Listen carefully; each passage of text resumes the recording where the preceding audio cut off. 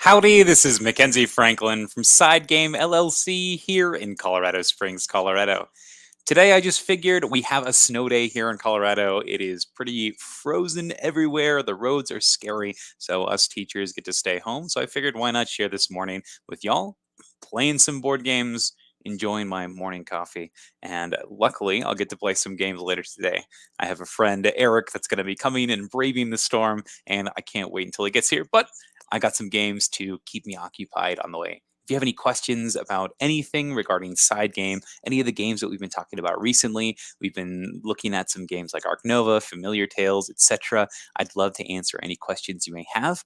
But without further ado, let's go ahead and play a game live. And if there's any questions you have about that as well, please let me know.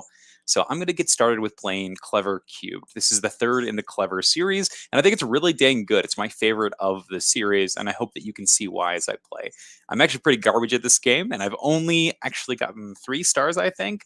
The rating scale is a little challenging. You've got, if you get 450 or more points, you get 5 stars. So my maximum I've gotten, I think, is like around 340, something like that. So we're hoping to get to that 450. But I don't know the pattern that well in this one, but there are some cool bonuses and just some fun to be had. So once again, I'll have this game set up here so we can play. But if you have any questions or anything, I'll make sure to talk about those as we play. So I'm just going to dive right into the game. I'm not going to get too much into detail, but I'll talk about how we play when we get started. So I'll minimize this window and play some Clever Cubed. Sweet. So in Clever Cube, we roll all our dice here, we put them to the side, and in the solo mode, we start off and we play 2 players. At the start of the round, we're going to cross off this bonus. And this bonus says that I get a free reroll option. So if I need to in the future, I can reroll. There's a bunch of different bonuses here. You have reroll, you have set a die to whatever value you want, and then you have use a die as a bonus die. You get some extra value from it. Sweet. Now here comes the core mechanism and the reason I really like this game. You're actually going to pick one of these dice and then use them in one of these mini games. If you pick a high number, though, everything lower than that will go into this tray. And then everything in this tray is not accessible to you. So you can either take a strong value now or a weaker value and then have less options later. I think that's just a really cool concept. Now, with this all being said, I'm looking at my board here. I think I'm actually going to first turn pick this 5 brown, which means I'm going to lose these other 3 dice. Now, the brown section here, you can go as far to the right as you want, but as soon as you do, you can't go back. So I'm going to go ahead and take this 5 brown right there. And since it's crossed off, I have potential to get bonuses. The way brown works is if I get the left and the right side of a bonus done, then I'll get that bonus thing here. So I'm hoping to get a free pink. Now that I have 2 dice left, I'll roll those up, and then I pick the next bonus. So I got a 5 pink and a 6 yellow. Seeing as there's a lot of room for yellows here and haven't really done anything, I'm going to take the pink. And the pink says that I have to half its value rounded up. So in this case, it's 5, so I'll round it up to a 3. Perfect. And then lastly, I roll this one up. It's going to be a 5, and this is going to go in this yellow section. Since it's my 3rd pick, it's going to go in this bottom row, and I'm going to choose right here. And this seems like a pretty dang good round. I got 3 5s in a row. That's pretty awesome. So that is the first round of play. So when it's the enemy's turn, what you're going to do is take all the dice, roll them up, and it works a little bit backwards. You take the 3 worst dice, and you put them to the side onto this tray. If there's a tie between values, the one closest to the tray is one you take. So it looks like this 4 yellow is going to get moved up here. And now we have some choices. Now in this tray here, we have yellow 4, 2 pink, and 2 turquoise. So I'm going to pick one of these values and play the mini game with it. If I decide to use the yellow one, it has to go in the gray appropriate area. So it'll go here because it matches that dish. If I choose the green, I get to draw in here a number of X's equal to the number that is that number. So it's a 2 of green, and there's 2 in there. So I would cross off 2 2s in this 2 section. That's a mouthful. And then lastly, with the pink, it works the same way, except now we have a choice. We can either take it for its full value, or we can get a bonus. Now, seeing as I have 2 2s here, this seems like a pretty good time to take this bonus turquoise area. So I'm going to go ahead and do that. And it's going to get me 2 values. And when you cross them off like so. If you ever get a row or column completed, you're going to get an additional bonus on whatever's here.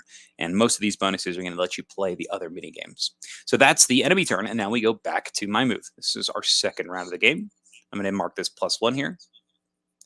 And then I'm going to roll. But first, I'm going to get some coffee. Good morning. All right, next dice. Roll them up.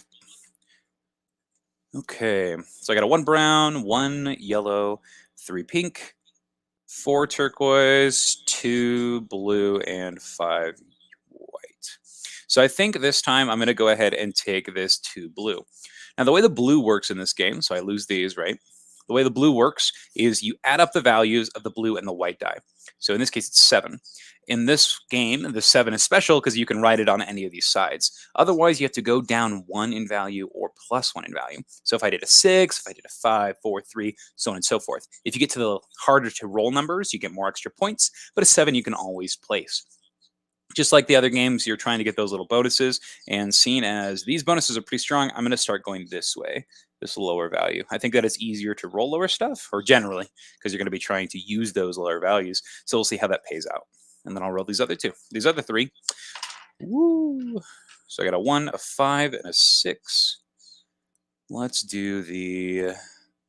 Well, this is not so good. So I'm going to go ahead and take the 5 here. And I lose the 1. It goes over there.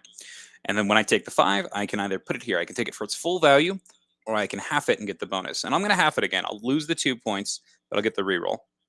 If you'll notice, even these reroll bonuses have some ability at the end here, including the fox. And the fox is really strong because you'll get extra points based on whatever your lowest scoring area is. So if you can kind of bolster all your different areas, you can score a lot of points with those foxes. And that brings us to my last die. I've got my 6 here. Let's see what I get. I got a 2. Excellent. So the way the turquoise works when it's your turn is you count the number of that number that's already in your area you've used. So I have 2 2s, so I can finish off this 2 section. Heyo. Oh, wrong place. So I finish off this 2 section, and since it's completely done with this column or row, I'm going to get a pink of whatever number I want. So we'll use this here, and this gets me a 3, and I'm going to take that bonus on the bottom, because I'll use it as a 6, and that gets me a cross off of blue in whatever I want again. And so I'm going to keep on going down. So I'm going to go 1 down, so it's going to become a 6, and that gets me a bonus set the die to whatever I want. This is a very powerful tool. You can use it to get specific numbers. For example, I really want a brown here, brown 3, so I might be using this to get a brown 3 in the near future. Pretty powerful. So that's everything. Now, the last choice I have is now all the dice have been used. I can use this +1 bonus. And if I do, I can copy any existing die. So I could do some plays where maybe I copy this and it copies that. Or I could copy this 1 and these white values are wild. So I can use this as a turquoise 1. And that could be pretty powerful because that could set me up for my combos here. So I kind of like this idea of setting it up. So I'm actually going to use the +1. And I'm going to copy a 1. I'm going to copy the 1. I'm going to make it a turquoise 1, which means I get 3 bumps because there's 3 white ones in that tray there. So I'm going to go ahead and take it, and I'll go 1, 2, and 3. And since I finished this row, the reward is another turquoise bump. So now I have some hard choices. I can put it here and get an extra brown. I think I may do that. So I'm going to do that. I'm going to take this 3, and that's going to get me a brown, which gets me any brown I want, which goes over here. And that gets me a pink, which is going to let me write whatever I want here. I'll do the same thing, which will go a 3, which gets me another +1 bonus. Do you see why I like this game? It's just constant extra bonus actions, and it's wonderful. So I can use this +1 here, and I can copy another die, but I think I'm okay right now. There's nothing that's needed. Oh, I could take that too, but once again, not really needed. So I'll go ahead and call that for this round, and then we'll roll the dice and continue. And once again, this is the enemy's turn, so we're going to lose the 3 lowest dice, and this is kind of nice. These are pretty powerful values. So we've got a 4, and a 3. Now, I'm tempted to get that white 4 again because it'll let me cross off those 2 4s in this section. And that seems pretty powerful. We're going to do that. So I'm taking the 4 turquoise, and that's going to cross off these 2 sections. That's a complete column or row. So I'm going to take this one, which gets me another modified dice to what I want it to be. And that's the round. I'm going to take a look at what else I could potentially take with this +1. There's a 5 there. Not so good. 5 yellow. Ooh, I might take the 5 yellow. I like this. I think I'm going to do that. I'm going to take the 5 yellow. So I'm going to cross off my little box here, and I'm going to cross off this 5 yellow at the top. the way the yellow columns work is if you get one completely done, you get the bonuses on both of the sides. But at the end, you score points based on however many are in each row. So you've got some interesting choices there. So hard stuff, but I like it. Next up, round 3, we get another bonus. So now I can set a die of whatever I want to a 5, and that could prove very useful in this round. So I roll them up. I've got 3. As you can see, they sent me a defective dice. I've asked about it, and they've asked for replacement, but I don't know if I think they've gotten back to me, but I actually haven't received anything yet. Looking at my choices here, I honestly don't really like a lot of these choices. So I think I'm going to do what I mentioned earlier. I'm going to remove these. I'm going to take this brown, and I'm going to turn it into a... Oh, I already did this. Oh, it's perfect. This 4 can go perfectly right here. Let's go. Awesome. Next one. All right, this is the time. I'm going to use this yellow too, and I'm going to turn it into a 5. And since it's a second round, it goes here. It's going to get me both of these bonuses. Hey. So first bonus will be a yellow of whatever I want, which seems kind of awesome. So I'm going to put it right here because potentially I can get those extra bonus 6s. And then I get a turquoise of whatever I want. And this is another interesting choice. I might put it in the 6 to work on this fox. I could do this and get another +1. I think that's really good. So I'm going to do that. And that unlocks another +1 for later. Hee hee. Very, very powerful. Coffee.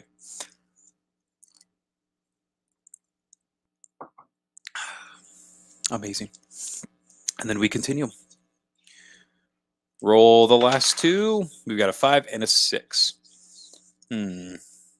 So I could take the 5, turn it into a 3, but it'd make it a 9, which isn't enough. So we're just going to take the 5 and use it as any value.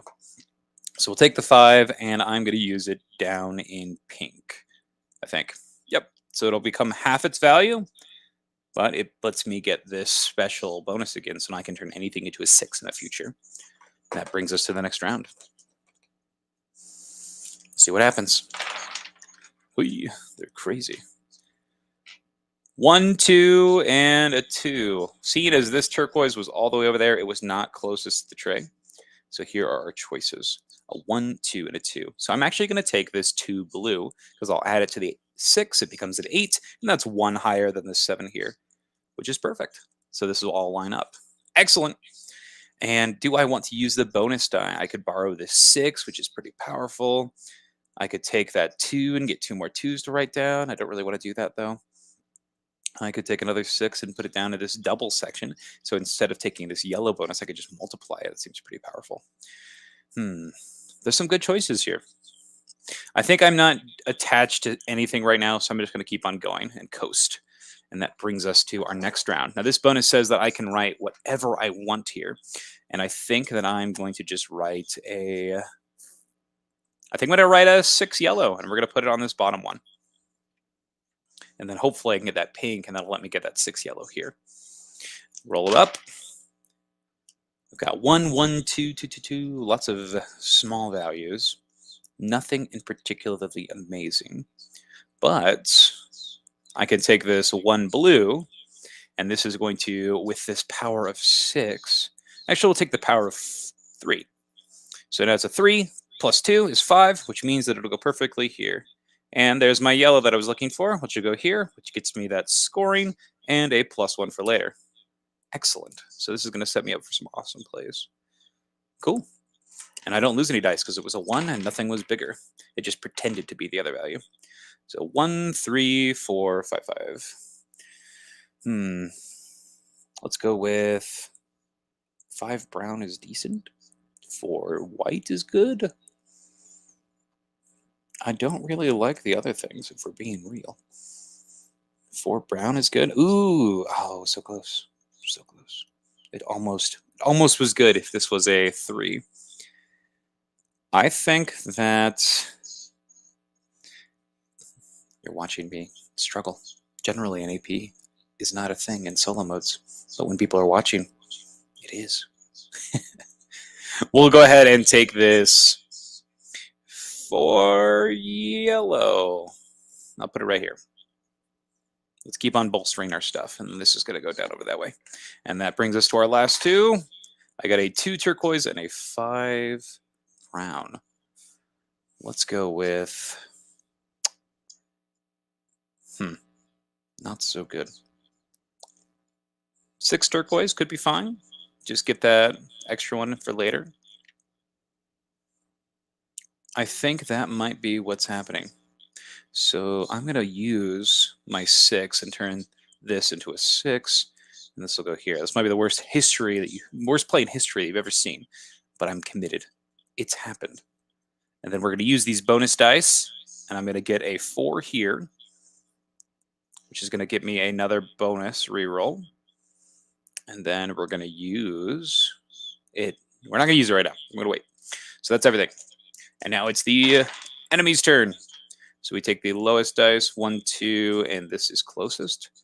So we have a 1, 2, and 3. So it's a 3 value for the blue.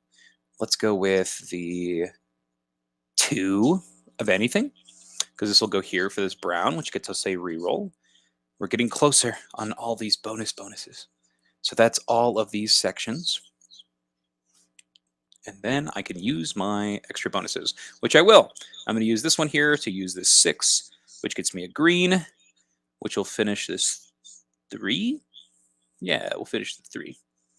Awesome. And that gets me a yellow of my choice, which will get me this 4, which will get me a brown, which will keep on turning that wheel. Pretty powerful. And then now we just need a 5. So 4 pink could be good. Once again, I'm not married to this idea of needing to use these dice. So that's that. And now we go to round 5. Let's see what I roll. Yes, good things. Okay. So we've got 3 and 3 is 6, pink 3.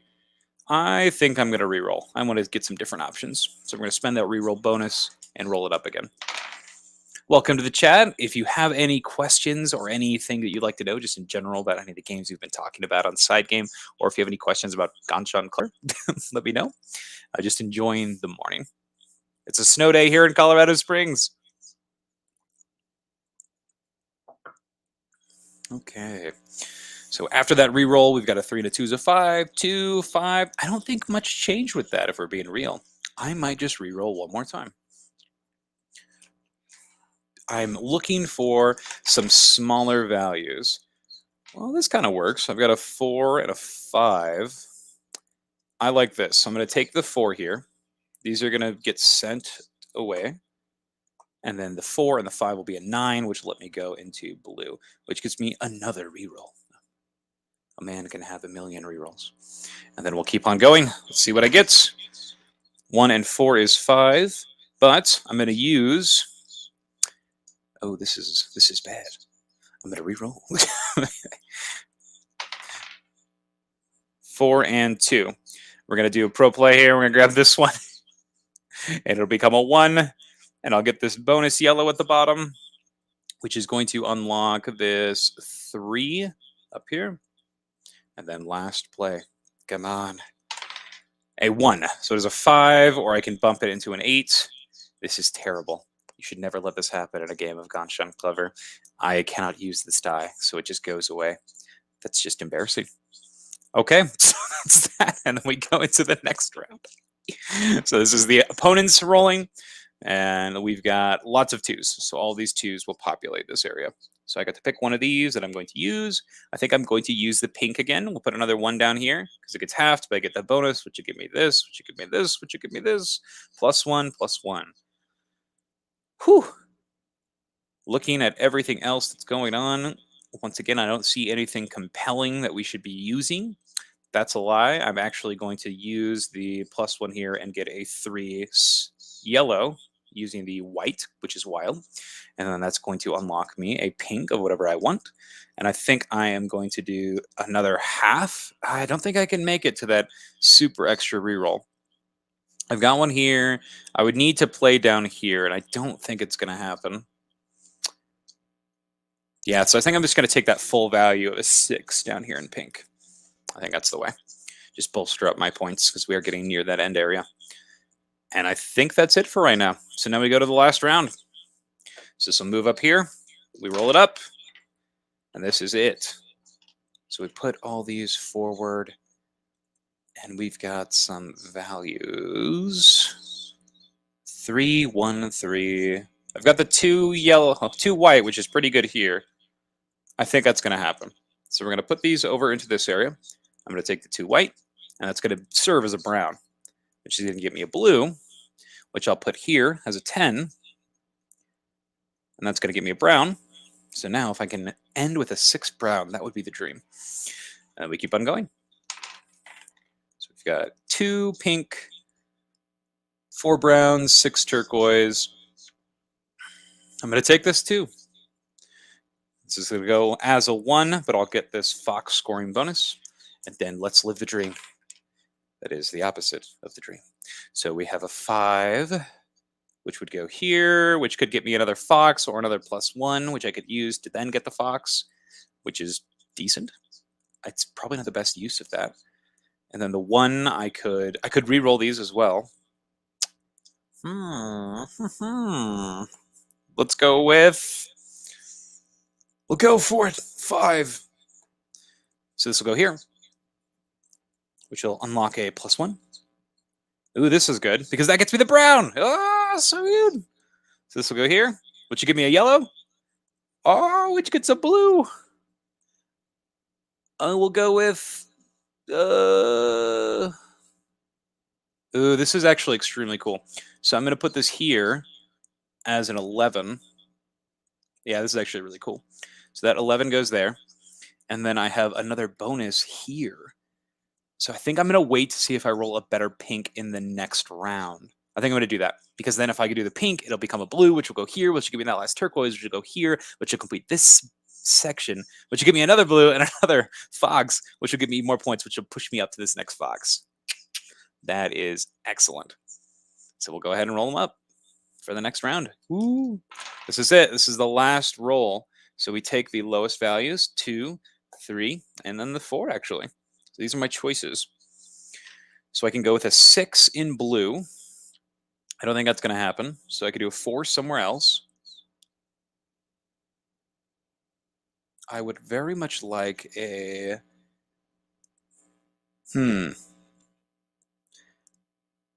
I could turn something into a 4. So I think the 4 might be best here. So this is going to become a 2. And then that's going to give me the blue, which will give me a 12. And then that in turn is going to get me this. Oh, I don't quite have it. I need to get this one down here, this 1. Ah, bummer. Interesting. So maybe I focus and try to get that 1 down there. I think that's what's going to happen. So we're going to go here instead of getting this 5. Oh, but the blue is so good. I have to do this. I will do this. We're getting the 5. I'm going to have to do both. So I'm going to use this +1 to copy the pink, which will go here for a 2, which gets me the bonus, which will complete this section. So that'll complete that. I forgot to get this bonus blue down here, which will get this, and I got to reset it to a 7. But it's great because now I get this one and this one. I missed out on this guy, so I'm not sure if that was the best play ever. So I think that I am going to use this last one to copy the white to make it a pink, which will go to a 2, which lets me get 1 written wherever I want. So we're going to actually write in this 1 section, because that will give me a brown, which will get me here, which will give me this last fox. So I've unlocked all of the foxes on this main game map, just not the one from the reroll. So let's see if let's see what the final score looks like. I think this was actually a pretty decent round. So this is what you're going to score. We actually just score on the back of a pad, and let's see if I can beat my previous score from this game. So first off, let me just push this to the side.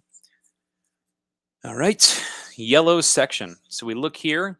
I've got 4, 4, and 4. So this is going to be 20 for each. That's a 60-point section. That's pretty dang good, actually. And then we've got turquoise here. I've got a set of 6, so 21, a set of 5, so 36, 42, 49, and 50. That's not bad at all. Oh, man. Could this be it? Could this be the day on live camera? 22 plus 9 is 31. And then I have a 2, 4, 2, 3, and 4. Nope, but I have a 10, 11, and 12, so it's actually 12. So 12 plus 22, 34, 43 for the blue. And then we go to brown. I have 1, 2, 3, 4, 5, 6, 7, 8, 9, 10, 11 browns. That's 77. This could be the day. I think the pink is definitely going to be my weakest, though. So it's 3, 6, 9, 12, 15, 17, 23, 24. And that's just 30 straight across for pink. So that is my lowest section, unfortunately, but look at all those bonuses. So now we do for the foxes, my lowest section, which is 30, times the number of foxes, and I got all 5 of those main sections. So this is going to be 30 times 5, which is going to get me 90, 150. So then I add up my score here. Oh boy. So I got 110, 153, 160, 230, 260, 360, 410. And now let's compare the 410 to the final score. So in this solo game, my goal to get the ultimate stars is 450. Ah, so close. So instead, I am Hello, Mr. Hawking. While being compared to Stephen Hawking, that's pretty fantastic. 4 stars, that's better than I've ever done before. So I'm feeling pretty good about this score. Just 40 off if I had to bolster that pink, maybe taking a key, multiply somewhere, getting some extra points. But other than that, I had a great time. This is a fantastic game. I really, really enjoy Ganshon Clever, and in this case, thrice as clever. I think that this version works extremely well. And once again, if you have any questions about the game or what you saw, please let me know down in the comments. And for those of you joining me this morning, thank you so much for being here. I'll leave the chat open for a little bit more while I finish off this coffee. And if you have any questions about just gaming in general or anything that's coming up in our library, we have some new titles that we've been enjoying and playing recently. One of those new titles has been For Science. That's a pretty great one. It's a dexterity block building game that's got a timer. It's designed by the same person as Spirit Island, so you have all that modular difficulty that exists in that game, but in this very goofy system, and I think that works really well. I get to play some Ark Nova with Eric, who was actually in the chat this morning, so that's exciting. Going to play some with that with him, and then hopefully I might play some more tonight with my friend Wade. So we'll see what ends up going on. I think there's a lot of cool things that are happening right now in gaming and a lot of great deliveries, lots of spillovers from 2021 coming into 2022. Another game we just got in was Ascension Tactics that came in yesterday. So great time for a snow day. Can start working on that, start getting that organized, and hopefully play it ASAP. Then make that my priority. So it looks really, really cool. It's got all the Ascension features that you enjoy from the base style, but it's got some other really cool options as well with your tactical combat, your miniatures, and then it has a solo campaign. It's got a multiplayer campaign, cooperative campaign, and then it also has just that PvP head-to-head mode, which I think it may shine at just looking at the mechanisms. But I do think that the co-op sounds pretty incredible. So it looks really, really cool. The sleeves are kind of funky. That came with the Ultra Pro stuff because the printing on the back is backwards.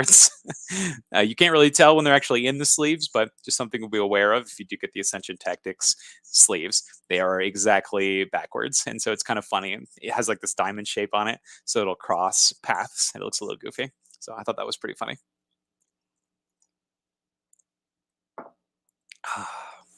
But I'm actually quite impressed with that game of Ganshon Clever. I did not do too bad, which is pretty cool. I felt like I got pretty lucky with some rolls. I honestly think the reason or the thing that prevented me from getting that next tier is probably that blue roll. There was one die that I missed in that entire game, and that was pretty debilitating. So I'm pretty happy that I did so well with actually not using my full action potential. Pretty cool.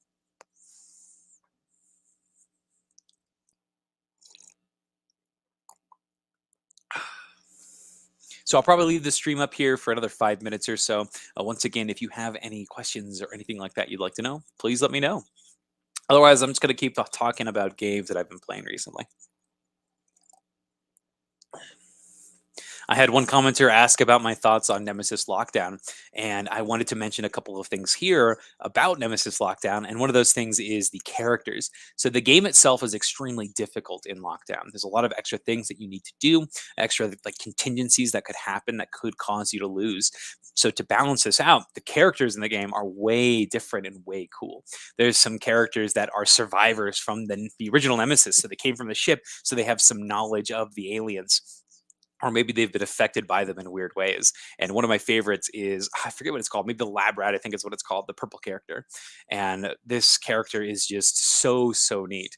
The way the character works is they really enjoy the infections and they enjoy all of the mutations that come from the different aliens touching them and infecting them. So they can do interesting things with contaminations. They like staying in the darkness, so they get to use that mechanism a lot. And they can even do things like remove sound tokens, so they can be careful and skulk around in the darkness. So really fascinating. And then a character that Ariana played most recently, she played the Sentry, which I think is so interesting, so fun, so strong. The Sentry is basically this beefed up character. It's got a huge exosuit, so they have their own envirosuit when it comes to escaping, but they also have these abilities that are hyper interactive. Like they start with tasers. They can straight up tase someone and make them fall over. The first turn of the second game that I played, I tried to evacuate my friend Levi from a like a venting room. So basically, just kill him in turn one, and he didn't have any malfunction cards or anything like that. So then Ariana made it her mission to kind of just follow me around and ensure that Levi wasn't going to die, because I kind of showed my hand that first turn, and so the Sentry has the power to do that. And I think that's so cool, because in the original Nemesis, it was very hard to actually stop or interrupt or really foil plans of other characters. The fact that the Sentry, that's their job, that's their role, to keep the peace. And I thought that was so neat how they carried it over. So you have someone that can keep the players in line. And Ariana really enjoyed it because she played right after me. So she was to my left. And so every time I did something, Ariana would come in with a giant Sentry suit and be like, hey, what you doing in there? And it was really well done. So I really like the Sentry character in the new Nemesis lockdown. And I've got a question from Eric here. He says, are you still playing Sleeping Gods? So I actually wrapped up my campaign of this about 4 weeks ago. And that's when I started diving back into Arkham Horror, the card game. But Sleeping Gods is still pretty incredible. There is a huge amount of games right now, so I don't know when it'll see play on the table, especially with some of the campaigns that I'm trying to go through. I'm playing Vagrant Song right now, and then I'm also trying to get back into some Assassin's Creed. And then we just got Ascension Tactics, which has that cooperative and solo campaign. So I'll probably be playing some of that too. So I don't think I'll be jumping into Sleeping Gods again, but I would like to. My brother actually has Sleeping Gods, and I think that if possible, I would love to join him in a game of Sleeping Gods, because he can set it up on his end, and then I can just jump in and have fun and enjoy it with him. I want to teach him the game because he's had it for a while and he just hasn't broken it out.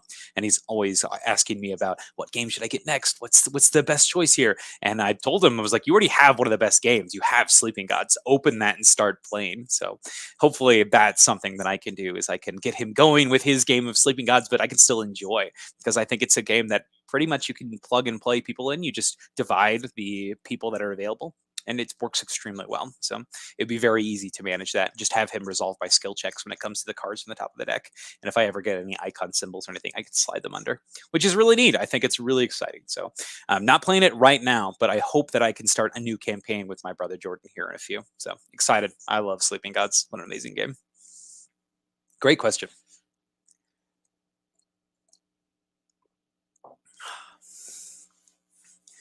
All right.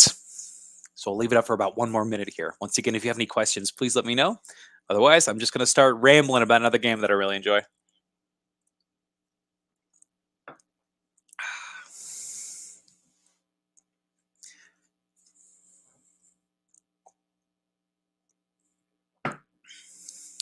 Let's go ahead and talk about Marvel Champions. So I love this game. It's a cooperative or solo LCG. We play as Marvel heroes, and I've been playing recently just with a lot of characters that I have not really liked. Not necessarily really liked. I think there's 2 characters I don't like at all in Marvel Champions. I think Hulk and Valkyrie are a little weak on my end. They're just not ones that I really enjoy playing. I don't really like the play style, and they just feel extremely underpowered, and the options are so limited. That's a lie. Groot is in that list as well. But a lot of characters are severely underpowered, I feel. So I'm trying to figure out what cards really make certain characters sing. And that's one of my favorite things about Marvel Champions, is the inclusion of a single card or the adjustment of a single difficulty scale or level can really impact the game. And I think that's one of the best things about Marvel Champions, is you can cater it to the experience you want.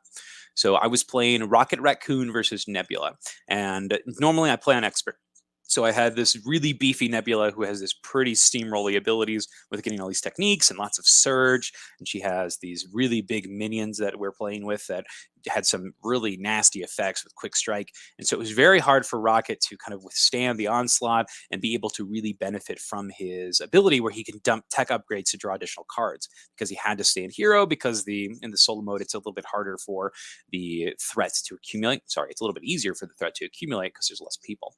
And so I was playing aggression, trying to make use of the overkill buff and trying to do like a minion control thing, and it just wasn't working. It wasn't clicking. So that one change from aggression to the justice, the yellow type, change that entire experience for me, because now yellow, you have more control on the threat, which means you're able to actually go into the different alter ego modes. And there were some really great yellow cards that got introduced with Venom's character. One in particular allows you to just auto stun, sorry, not stun, auto confuse, which is amazing because that gives you some of that leeway to jump back into alter ego mode, get your heal on, use your ability, redraw a big hand of cards, and then use your tech and upgrade. Oh, it's so well done. And I love that the battery pack can recharge the confuse ray gun, and it's so well done. So the fact that you could just look at a situation, make one change, and then have a completely different experience is so wonderful for me. And I like how one card can really make or break it. And that speaks to something that we see in a lot of card games with, I think it's called legacy support is the term for it. And that's when they buff or they increase the power level or introduce new cards for a previous archetype, and it gives you some interest to go back into it. We see this a lot in Yu-Gi-Oh! Magic. It's one thing I really enjoyed in that, where all of your old cards suddenly became relevant again. That exists in Marvel Champions, but pretty much all the time. Anytime a new card is released, it's for usually one of those 4 aspect types: aggression or justice, etc. And so you can pretty much modify any deck, and it gets you constantly thinking about cards when they release. You're like, ooh, this could be good with this character. And I really like that feeling. I think it's so neat, and this gives me that itch of the deck building, but it's not a huge barrier because it's so easy to deck build in Marvel Champions. I love that pretty much half of your deck is already taken with that hero that you're playing, and then you pick cards that you think will work well. And if they don't work well, it's really easy to swap them out. You finish, you pull things, and I just really appreciate that design. I really enjoy the deck building in Marvel Champions. Now, speaking of Marvel Champions, I have it set up on the other table. My friend Eric is on his way. We're going to play some Arc Nova in a bit. If you have any questions in the future, or if you're watching later, please let me know down in the comments below. I'd love to answer, and I'd love to still be a part of this conversation. If you want to speak to Vagrant Song, if you want to speak to Arc Nova, if you want to speak to Thrice is Clever that we just played, or if you want to talk about Nemesis Lockdown or Marvel Champions, I'd love to hear your comments in the chat. But thank you so much for joining me on this snowy morning, and I appreciate you sticking around and watching me play some games. So I'll talk to you later. Thank you so much for watching SideGame Strong.